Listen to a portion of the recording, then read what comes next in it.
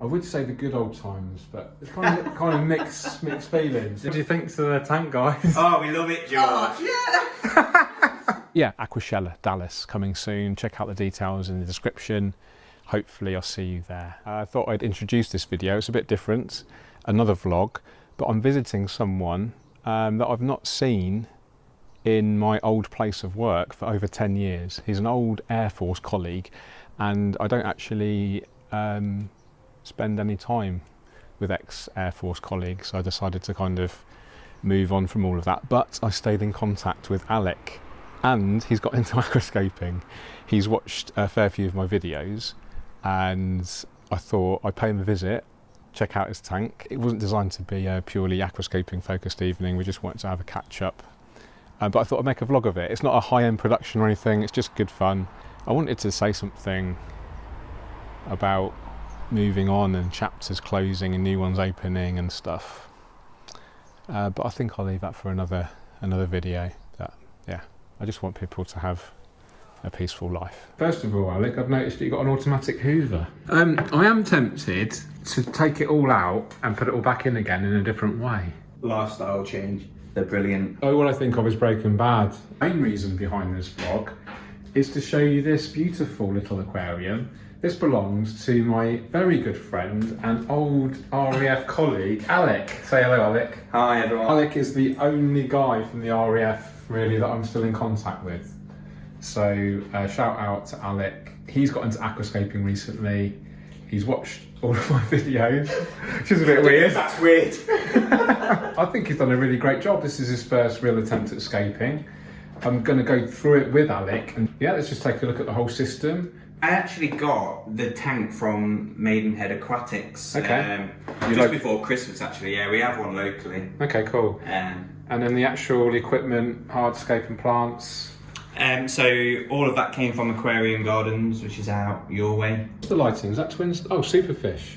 Yeah. Like a budget friendly. Yeah, it came with it. 90 litres is the capacity. Okay, yes. You've got CO2 injection, which isn't on at the moment. Biomaster filter, I noticed. Yeah, Alec. 350 thermo. If you've watched my channel, you'll know that I was a ambassador. Cheers for paying the bills, mate. That's all right, no problem. It's a lovely little setup. I really like it. I am tempted to take it all out and put it all back in again in a different way. I'd love you to have a go. Yeah. Let's have a go and do a time lapse and see what we can come up with. So I'll film for 10 seconds with this angle, and then what I'm going to do, overlay the transformation angle and then see what you guys think. Do you prefer the before and after? It's going to be really embarrassing if they prefer the before. Yeah. They probably will prefer the before. Just to spite it. Yeah, because everyone loves the underdogs, right? And do you know what? I would actually love it if they preferred yours as well. But then maybe we'd have to turn it all back again. I'll tell you what, we'll talk through some of the things that I would think we could potentially improve upon, and then let's make a decision as we go through. So first of all, the foreground carpeting plant here. This is Liliopsis brasiliensis, and you have planted it really well into the soil here, but you have planted it in clumps. Common issue with beginners. It's not a problem, but what we can do is remove it and then split it up into smaller portions, and you'll get more economical coverage, and it might promote more growth, which is then going to hopefully allow the diatoms to die back. Can you see these brown covering on the leaves, etc.? Yeah. That's the diatom. So that's common in new setups, and this has been set up a couple of weeks, you say, is that correct? Yeah. Cool. 4 weeks. 4 weeks or so, okay, cool. So first job would be to remove that, split it up, and I think we can create more of a coherent layout with the wood and the Java ferns, because you've got one here and one here, and then you've got kind of stuff in between. I think if we kind of group the ferns together, maybe make this bit more height up here, maybe. Yeah. And maybe group the stems in more kind of like-minded fashion, so we have all of, well, it is actually, but we can just maybe trim and replant to get a bit more density. And then this crypt here, Alec, this is dead center, and this is a little bit of a focal point because it's a brown color, so it's quite, it's quite this sort of impactful. So if we moved, and this is quite impactful, this is a very bright white, isn't it, compared to this one? So we can maybe do something with these, move that one over here maybe, But yeah, lots to think about, lots to do. We've got dinner in half an hour, so that's the challenge. Okay. Yeah, let's go for it. Okay, so the vast majority of the rescape is done. You can see what I've gone for, triangular layout, moved the wood and everything, so it kind of comes down at a triangle here. I've got a choice piece of stone here, here and here, 3 stones, a bit more kind of aesthetically balanced. The main clump of fern just to the right here. And then we've got this Pellia. This is Monocoleum tenerum, mixed in with some Bucophalandra kedigan, with some Anubias petite. And in the background, we've got the Hygrophila polysperma and the Ludwigia palustris. Some beautiful cardinal tetras, a couple of guppies. Next, we're just going to finish planting the soil with the Liliopsis brasiliensis to get a full carpet, like we discussed, splitting it up, those bigger clumps, into smaller individual portions to get a fuller carpet more quickly. Plant those now, and then we'll see what Alec thinks to his new and potentially improved scape. Meanwhile, Alec's getting us some, what we got? Rhubarb crumble? Rhubarb and blackberry crumble, yeah. Courtesy of your lovely wife? Yes, yeah. Cheers to Ruby. It's not just about filling the space.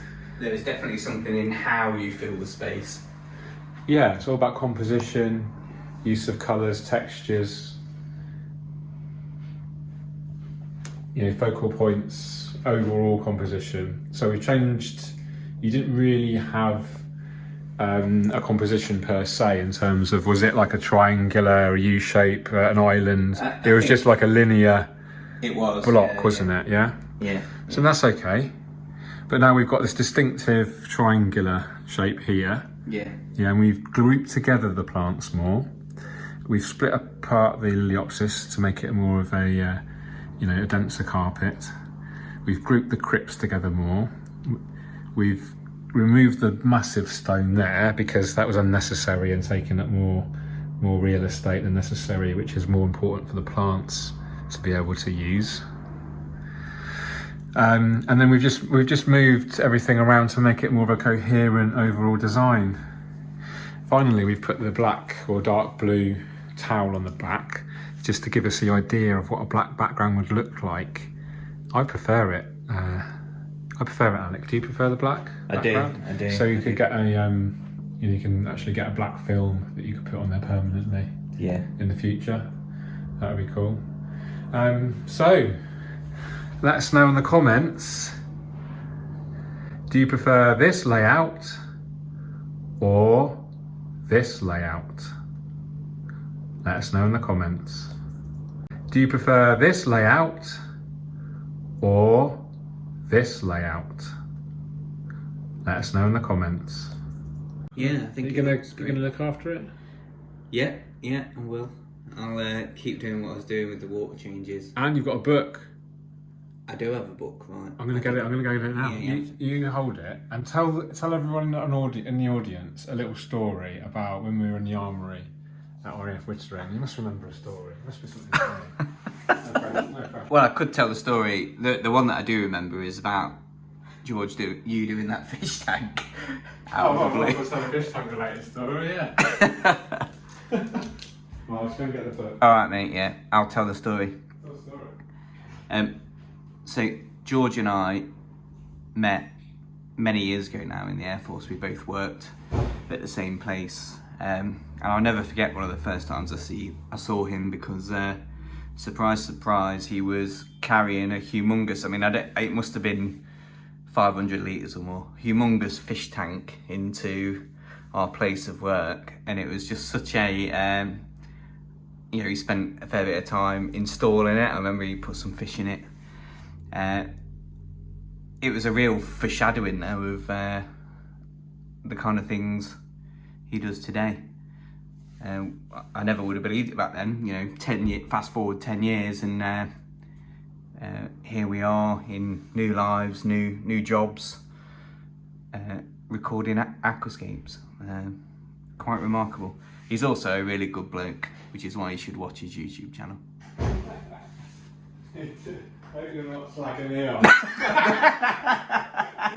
No. Cool, so there we go guys, hope you enjoyed that, and thanks so much to Alec for cooking my dinner, inviting me around to Rescaper's tank and reminiscing on, I would say, the good old times, but it's kind of mixed feelings. It's a mixed bag, Mixed bag, but our friendship came out of it. So. Yeah, which is a good thing, and I think we both agreed there's a lot that we learned a lot of stuff. We did. And that's a good thing. So, with that in mind, stay peaceful.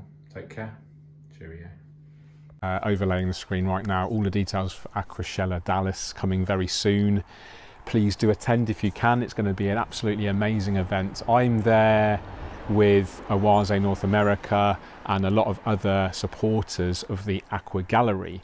We are setting up over 20 scapes and a big group of scaping enthusiasts, including the Aquascaping Type YouTube channel, so that's Alex Vella and Ryan Knoll, of course. We've got Jeff Miotki, Awase North America Ambassador. We've got Jen Williams, Awase North America Ambassador. Loads of other people, too many people to mention, and I don't want to upset anyone by leaving anyone out.